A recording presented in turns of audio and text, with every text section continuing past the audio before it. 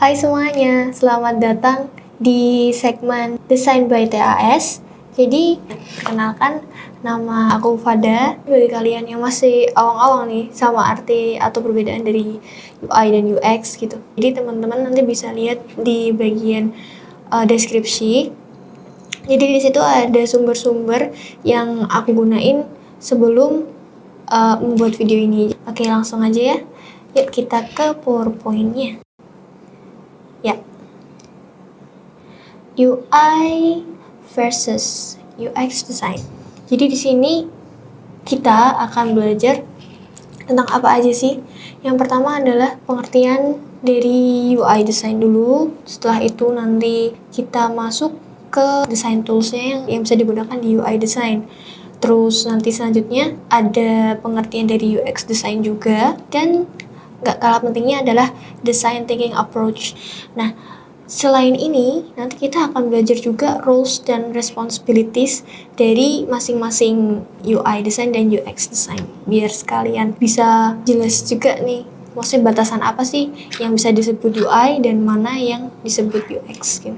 Yang pertama kita langsung aja ke pengertiannya. Banyak sih di luar sana tuh masih berpikir bahwa UI design dan UX design itu adalah sama, tapi UI dan UX design ini adalah kesatuan yang terhubung gitu. Bukan kesatuan yang sama, cuman mereka terhubung satu sama lain. Jadi, selain itu, UI itu termasuk ke dalam proses dari UX design. UI atau user interface itu adalah pengertiannya suatu jenis pekerjaan yang berhubungan dengan desain antarmuka pengguna suatu produk. Masalah desain, masalah visual itu masuk ke dalam UI. Jadi, UI itu kan tadi visual, bisa berupa screen, kemudian page. Page itu tadi adalah kumpulan dari screen, terus juga memperhatikan masalah visual element. Visual elemennya berupa garis gitu, bentuk, dan juga warna. Baik, langsung aja ya teman-teman kita bahas. Nomor 1 dari roles dan responsibilities-nya adalah merancang antarmuka dari mockup. Mockup itu adalah seperti di ini ya, jadi kayak tampilan gitu, tampilan dari layarnya, dari screen tadi, dengan memperhatikan tata letak dari screen tadi ya. Selain itu juga memperhatikan tipografi, kemudian ikonografi. Seorang UI ini juga memperhatikan kombinasi dari warna. Kemudian selain itu memperhatikan gambar. Jadi kan tadi proporsinya banyak, udah masuk ke dalam satu mockup. Nah, jadi satu screen seperti di gambar.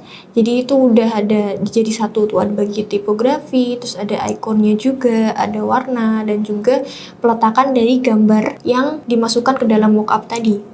Jadi terlihat seperti ini, lebih bagus kan? Next, kita lanjut ke nomor 2. Roles and responsibilities yang kedua adalah lakukan pembuatan prototype dan melakukan interaksi dari tiap elemen. Prototyping itu berupa perwarupa dari aplikasi, baik dari tombol atau banner atau kejelasan dari desain yang dia buat.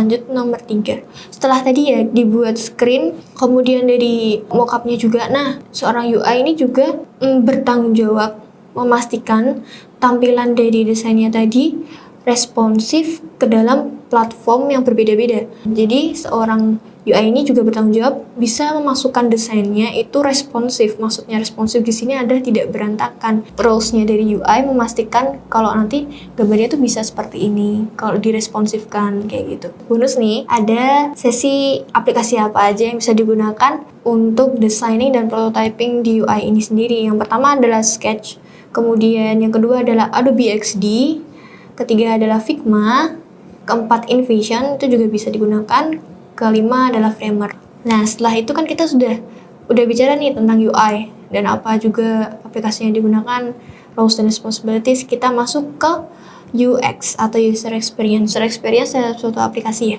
Itu ditentukan oleh cara bagaimana mereka si pengguna ini berinteraksi terhadap aplikasi tadi. Jadi behaviornya, lebih ke sisi psikologisnya. Jadi user experience ini ditentukan oleh seberapa mudah atau sulitnya berinteraksi dengan elemen antarmuka pengguna yang telah dibuat oleh seorang UI. UX ini berfokus pada pengalaman dari user tersebut dalam mereka berinteraksi dengan produk yang digunakan. Kita bahas dulu roles dan responsibilities dari seorang UX. Jadi UX ini memiliki yang pertama pertama adalah rancang produk berdasarkan hasil riset dari pengguna. Kemudian membuat alur pengguna yang ideal. Selanjutnya adalah membuat wireframing atau sketsanya. Dan yang terakhir adalah meningkatkan kepuasan pengguna saat menggunakan produk dengan memperhatikan experience dan desain UI. Disingkat saja, yang biasanya digunakan adalah menggunakan design thinking untuk pemrosesan dari UX itu sendiri. Design thinking itu apa? Design thinking merupakan metodologi desain yang digunakan untuk mencari solusi dalam memecahkan masalah. Nah, menurut Paso Plater Design Institute di Stanford, jadi design thinking itu memiliki 5 tahap. Yang pertama adalah empathize. Jadi di empathize ini kita diminta untuk berempati, berempati dengan pengguna atas masalah yang akan kita pecahkan. Di fase ini adalah kita mengumpulkan sebanyak-banyaknya data dari pengguna itu melalui berbagai metode yang bisa kita gunakan. Contohnya adalah melalui wawancara. Lalu yang kedua adalah define. Jadi setelah mendapatkan data dari empati tadi, kita kan mendapatkan banyak data abstrak dari para pengguna.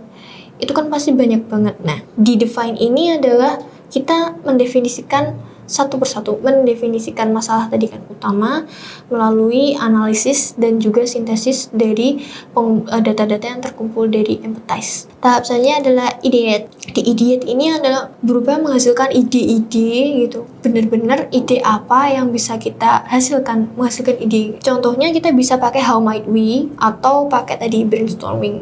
Oke, langkah selanjutnya adalah prototype. Jadi di sini adalah kita membuat prototype dari ide-ide yang kita hasilkan tadi, dengan tujuan utamanya kita adalah mendapatkan umpan balik dari pengguna. Setelahnya kita masuk ke dalam tahap tes. Tahap tes ini adalah melakukan pengujian prototipe tadi.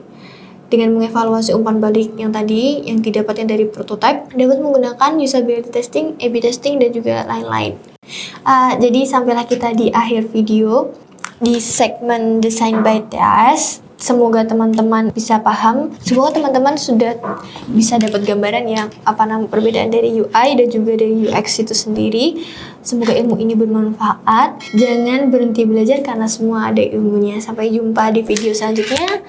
Mohon maaf jika ada salah kata pada video ini. Semoga bermanfaat. Dah.